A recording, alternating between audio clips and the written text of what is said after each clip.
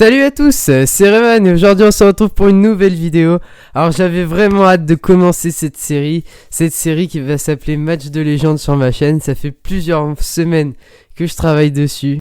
Et le but de cette série, ça va être tout simplement de revivre des grands moments de rugby à travers des matchs qui ont vraiment marqué l'histoire.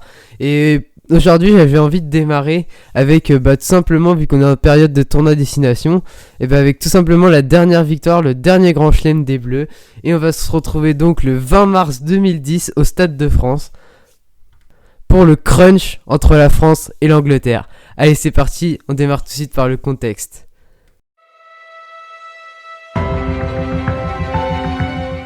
Alors, le contexte pour ce match est très simple. Alors, l'équipe de France est d'ores et déjà assurée de remporter le tournoi destination grâce à la défaite de l'Irlande quelques heures plus tôt à domicile face à l'Écosse. Les Anglais, eux, vont venir, même s'ils ont déjà perdu le tournoi, ils viennent pour clairement pour empêcher les Français de remporter le Grand Chelem en 2010. Alors c'est un match qui va se dérouler avec des conditions très compliquées puisqu'il va pleuvoir quasiment tout le long de la rencontre. Donc on va vraiment avoir un match haché et une grosse densité physique. On passe maintenant au compo des deux équipes.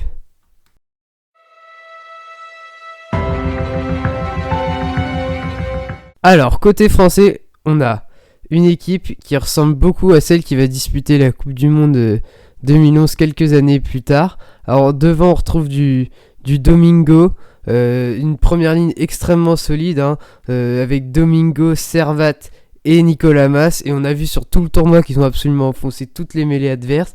Une deuxième ligne très expérimentée avec Lionel Nallet et Julien Pierre, et la troisième ligne extraordinaire qu'on a connue il y a quelques années en équipe de France, du Sautoir, Bonner, Harry Nordoki. La charnière est un peu plus inexpérimentée pour l'époque, c'est Para et François Trinduc.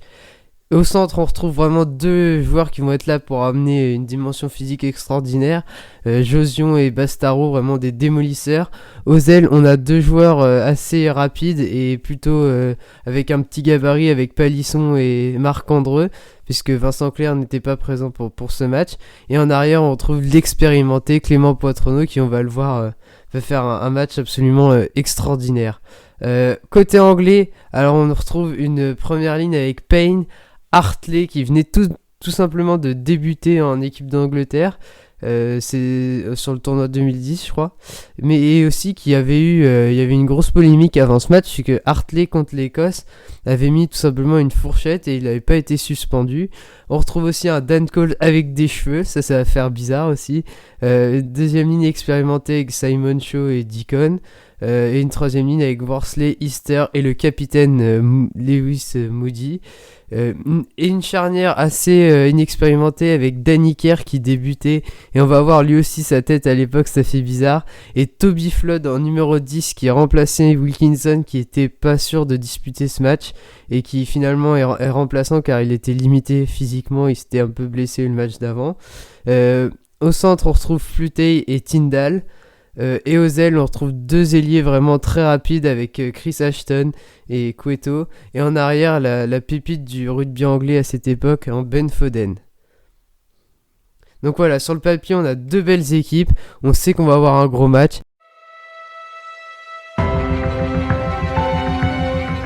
Et dès le coup d'envoi, on va voir que les deux équipes vont mettre une intensité extraordinaire dans ce match. Effectué par Toby Flood et une récupération de balle anglaise. Kerr pour Flood avec le premier ballon de Foden. À la 4e minute, on récupère une mêlée dans le camp des Anglais et là, c'est le premier affrontement. C'est les deux plus grosses mêlées du tournoi à cette époque-là. Et la France qui est vraiment une mêlée qui domine, récupère une pénalité que va jouer rapidement Emmanuel Arnardoki. Et là, ça fait une possession pour les Français à 5 mètres de la ligne quasiment. Et là, faut être pragmatique, c'est un jour où il pleut. C'est pour ça que Para va tout de suite transmettre à Trinduc qui tente le drop. C'est réussi, la France ouvre le score 3-0. Alors les Français ont donc ouvert le score grâce à ce magnifique drop de François Trinduc. Mais il faut être présent sur le renvoi et ça c'est une vraie arme du côté anglais sur ce tournoi. C'est ces renvois tapés très courts mais très hauts qui permettent vraiment de venir au contest. Et là c'est récupéré par les Anglais. Les Anglais gardent le ballon, ils transmettent, ça joue bien derrière, il y a du décalage. Et là, Foden va marquer le premier essai de ce match. L'arrière talentueux de Northampton, annoncé comme un des plus grands talents anglais à l'époque, bon, qui n'a pas confirmé par la suite, qu'il a bien marqué un magnifique essai. Une belle action collective, des Français qui n'ont pas du tout assuré le renvoi. Et même s'il n'y a pas Wilkinson côté anglais, on a un buteur très fiable en la personne de Toby Flood, le joueur des Leicester Tigers, qui va tirer en coin et qui transforme parfaitement cet essai. Voilà, 7-3 pour l'Angleterre. Les Anglais continuent à nous harceler et à se jeter sur tous les ballons. Et là, on commence vraiment à être sous pression côté français. Tindall, il est arrivé lancé comme un boulet de canon. Le frigo américain, c'est 65 kg. Kerr qui joue dans l'axe. Ils enchaînent bien les Anglais. Allez, voilà, des plaquages offensifs comme ça pour remettre un peu d'ordre dans la maison. Flood, on est monté en pointe avec Mathieu Bastaro. Attention, il y a du décalage encore sur les extérieurs avec Marc Cotto. Le coup de pied contré par Clément Poitreau, mais il y a le feu dans les 22 mètres français. Heureusement que Cotto a oublié sur son extérieur son partenaire. Néanmoins, côté français, on va pas lâcher, on va même récupérer une pénalité. Voilà, que va tenter de transformer Morgan Parra. Alors, elle est très loin, c'est à plus de presque 50 mètres, entre les 40 et les 50. C'est face au perche. Le buteur clermontois va donc s'élancer. 2003, remember, on espère que le scénario sera tout autre à la fin de ce match. Il est à 80% de réussite dans ce tournoi. Morgan Parra, il est loin, ça part et ça passe à gauche. Il avait la longue. Le crunch, c'est quoi? C'est une intensité énorme, des tampons, et ça les Anglais l'ont bien compris.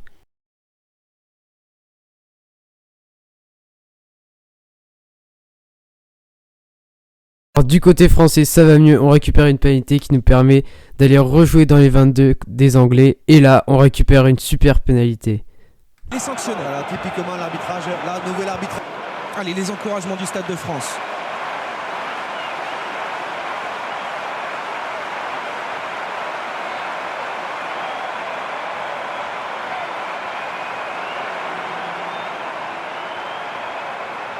C'est parti pour Morgan Parra et ça part bien, ça passe. Face aux 22, dans l'axe, Morgan Parra transforme 7-6, les Français reviennent à un point. La mêlée, c'est vraiment un des gros atouts de ce 15 de France en 2010, qui dès l'impact, dès le premier contact sur les mêlées, enfonce vraiment l'adversaire et ça va encore nous permettre de récupérer une super pénalité. Et avec un paquet d'avant fort en mêlée, on a des armes pour jouer dans ces conditions.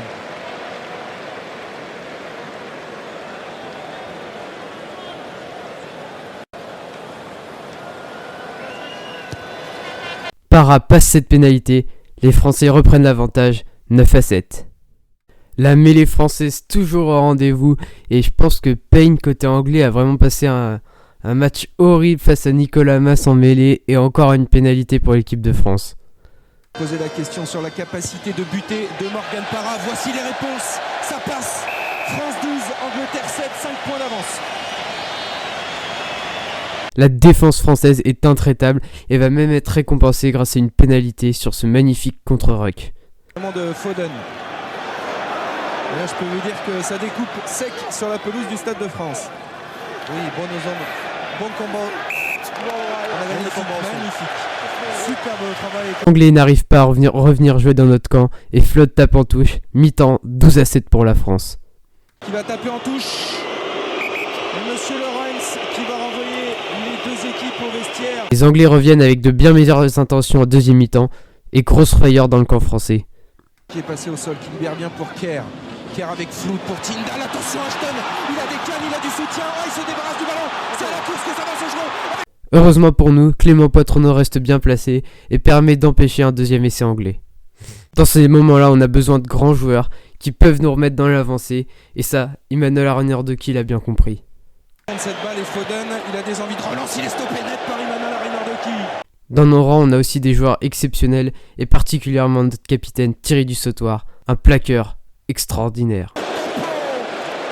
Là, vous allez voir le 1 contre 1 et le duel gagné par Thierry Dussautoir. Mais je peux vous dire, quand vous êtes à côté, c'est 14 bonhommes qui profitent du plaquage.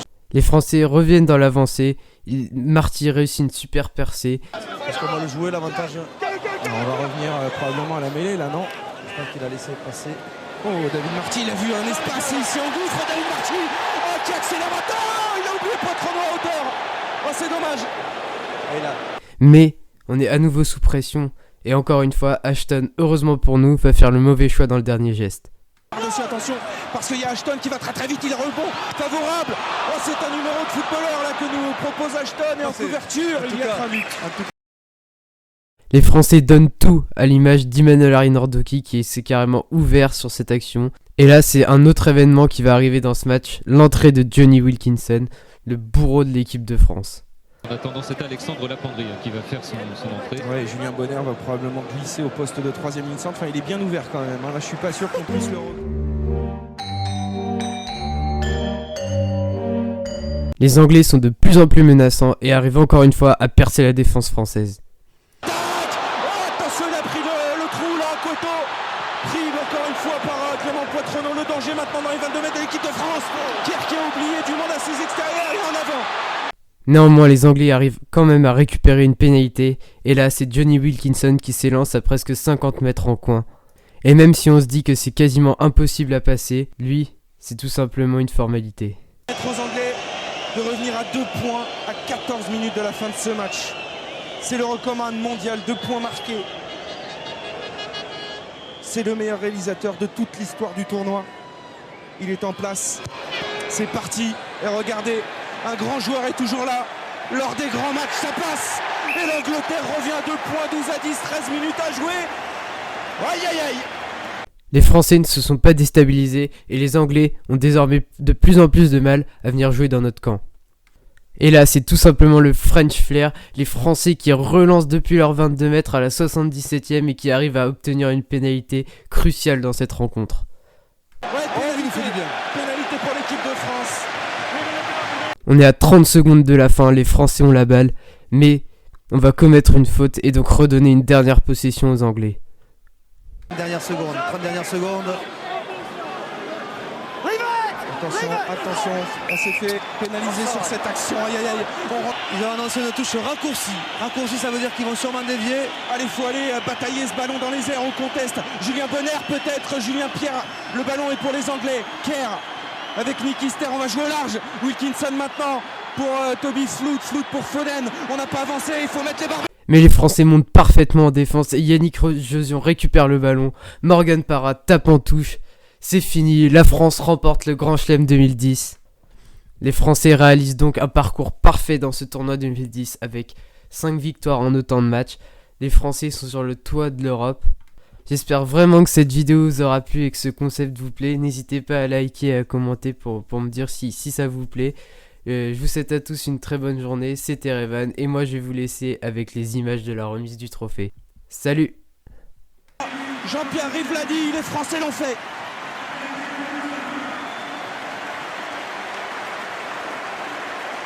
Their first Grand Slam in 6 years.